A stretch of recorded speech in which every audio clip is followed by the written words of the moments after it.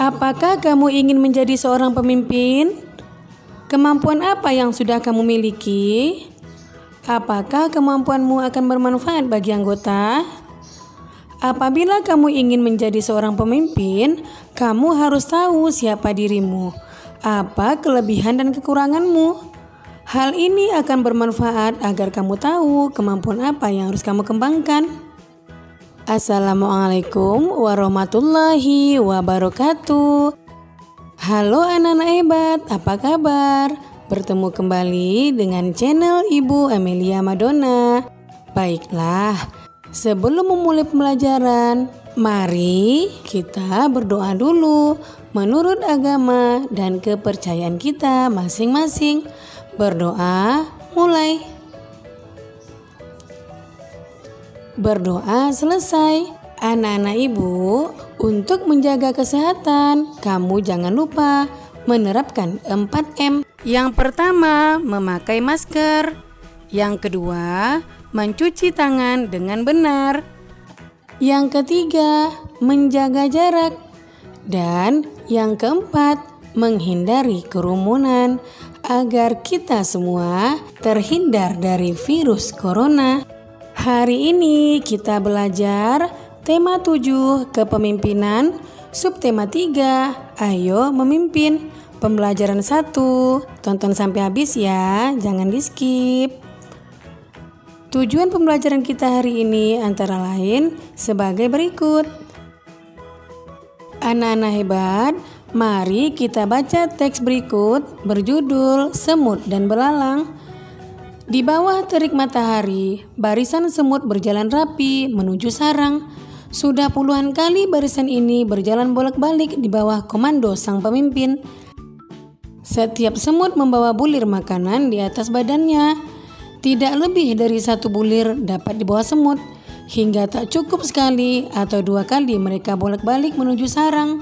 Sementara di antara hijau rumput di pinggir kolam, seekor belalang duduk santai menikmati semilir angin.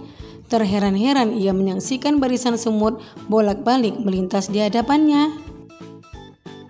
Hai semut-semut, apa sih yang kalian lakukan? Sibuk sekali sejak pagi.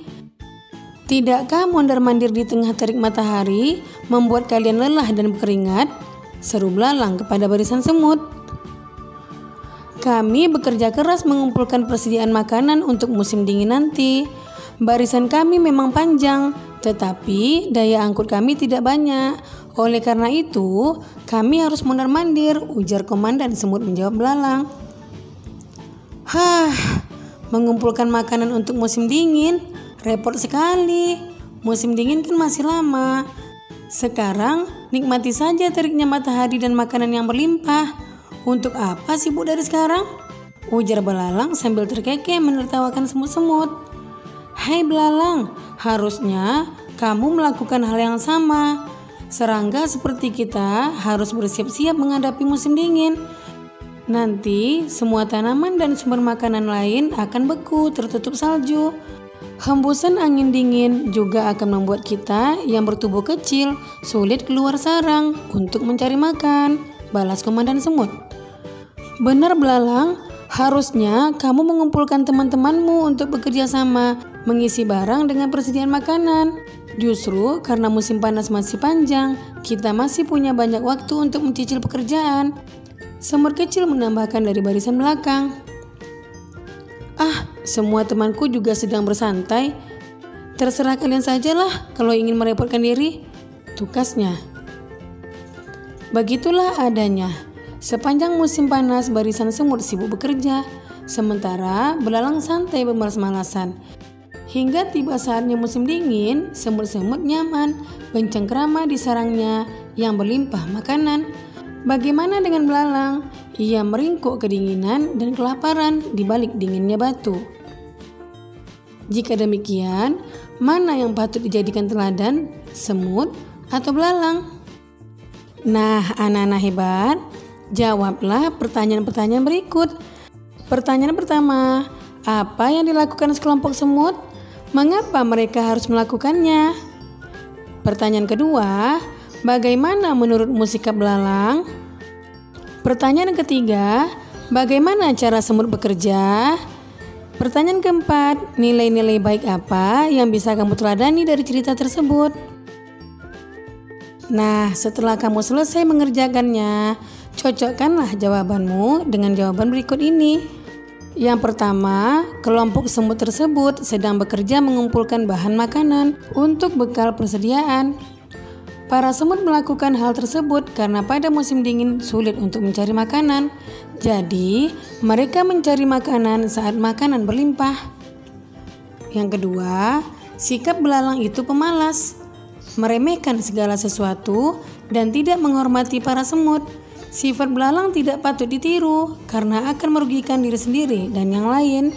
Yang ketiga, semut bekerja secara bersama-sama atau bekerja sama dan bergotong royong dalam membawa bulir-bulir makanan untuk dibawa ke sarang mereka dengan cara berjalan bolak-balik dari tempat makanan menuju sarang. Selalu ada persatuan dalam pekerjaan mereka, sehingga pekerjaan mereka menjadi lebih mudah dan cepat dilaksanakan. Kemudian yang keempat, nilai kerja keras pantang menyerah, nilai persatuan dan kesatuan, nilai kebersamaan atau gotong royong, dan kepemimpinan.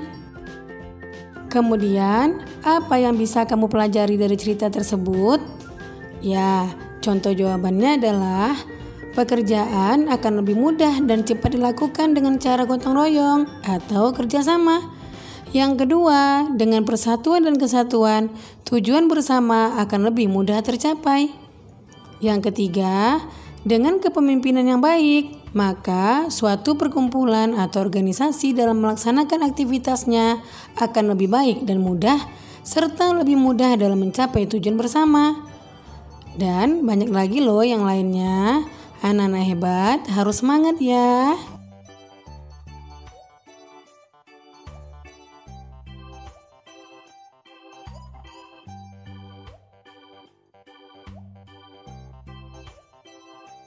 Seorang pemimpin harus tahu kelebihan dan kekurangan dirinya.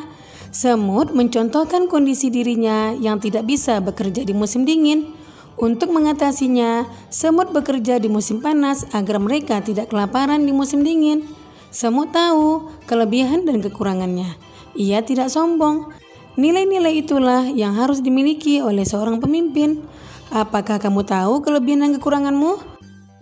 Ayo isi diagram berikut.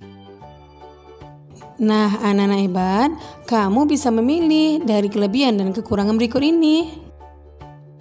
Kelebihanku, mudah bergaul, humoris, pantang menyerah, rasa ingin tahu yang tinggi, dan toleransi. Kekuranganku adalah pelupa, menunda pekerjaan, ceroboh, penakut, dan malas. Apa yang akan aku lakukan dengan kelebihan dan kekuranganku? Nah, contohnya, dengan kekuatan atau kelebihan saya akan mampu mengambil keuntungan dari peluang yang ada, serta bagaimana cara mengatasi kelemahan atau kekurangan yang saya punya, yang mana kekuatan atau kelebihan saya tersebut mampu mengatasi atau menghadapi segala tantangan atau ancaman. Ayo berdiskusi. Menyadari kekurangannya, semut hidup dengan bergotong royong. Mereka sadar bahwa tidak mungkin dapat mengumpulkan makanan tanpa bekerja sama. Ayo anak-anak hebat, catatlah beberapa kegiatan yang membutuhkan gotong royong di sekolahmu. Bandingkan hasilnya dengan teman sebelahmu. Yang pertama, kegiatan di sekolah yang membutuhkan gotong royong, yaitu piket kelas, persiapan upacara bendera, mengerjakan tugas kelompok, mengumpulkan dana untuk korban bencana, dan melaksanakan 5K, yaitu kebersihan, keamanan, ketertiban, keindahan, dan kekeluargaan di sekolah. Kemudian yang kedua alasan. Yang pertama, kebersihan kelas merupakan tugas bersama. Kalau dikerjakan bersama akan lebih mudah dan cepat selesai. Yang kedua, upacara bendera merupakan kegiatan yang dilakukan secara berkelompok.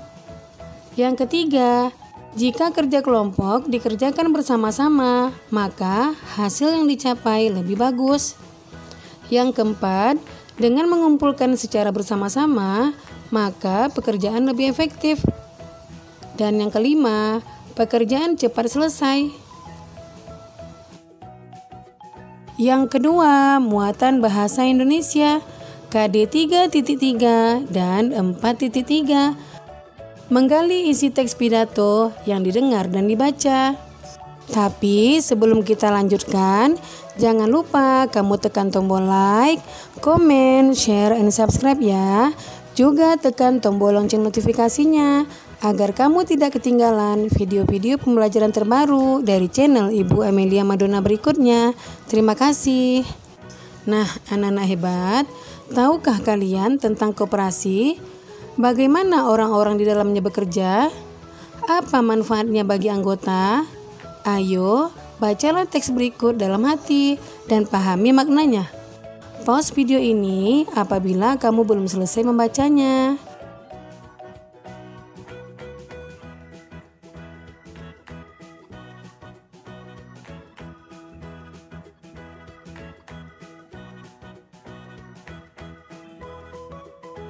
Baca sekali lagi isi pidato Pak Badru. Tuliskan pesan-pesan yang kamu temukan. Nah, apabila kamu selesai mengerjakannya, cocokkanlah jawabanmu dengan jawaban berikut ini. Yang pertama, koperasi didirikan untuk meningkatkan kesejahteraan bersama para anggota. Yang kedua, anggota koperasi mempunyai hak dan kewajiban yang sama dalam menikmati keuntungan koperasi. Yang ketiga, kebersamaan dan kekeluargaan merupakan modal paling penting dalam koperasi. Yang keempat, kewajiban setiap anggota untuk menjalankan koperasi demi kesuksesan koperasi dan bukan tergantung pada ketua atau pengurus koperasi. Yang kelima, koperasi digunakan untuk memenuhi kebutuhan anggotanya, sehingga setiap anggota koperasi akan berkembang rasa kepeduliannya. Dan yang keenam, keputusan dalam koperasi merupakan hasil musyawarah seluruh anggotanya. Isi teks sebelumnya adalah tentang koperasi dan kepemimpinan Pak Badru. Pak Badru mengedepankan musyawarah dan gotong royong serta kepemimpinan anggotanya. Ayo mencoba. Pidato Pak Badru di dalam teks sungguh menggugah. Bisakah kamu membuat teks pidato seperti itu? Pemimpin yang tahu kelebihan dan kekurangan dirinya adalah pemimpin yang bijaksana. Bergotong royong dan bermusyawarah merupakan cerminan dari pemimpin tersebut. Pemimpin yang bijaksana merupakan pemimpin yang amanah. Buatlah rancangan teks pidatomu dalam kotak berikut. Nah, contoh jawabannya adalah yang pertama adalah topik bermusyawarah untuk kepentingan bersama. Kemudian salam pembuka berisi kalimat sapaan, pendahuluan, memaparkan tentang musyawarah mufakat. Kemudian inti berisi tentang bahasan topik bermusyawarah secara lengkap, manfaat yang diperoleh, tujuan dan dampak dari musyawarah. Penutup, penyampaian rangkuman atau intisari dari musyawarah untuk kepentingan bersama. Dan salam penutup, berisi kalimat salam penutup. Nah, demikian video pembelajaran Ibu kali ini. Semoga bermanfaat ya. Jangan lupa kamu jaga kesehatan, ikuti protokol kesehatan, tetap di rumah.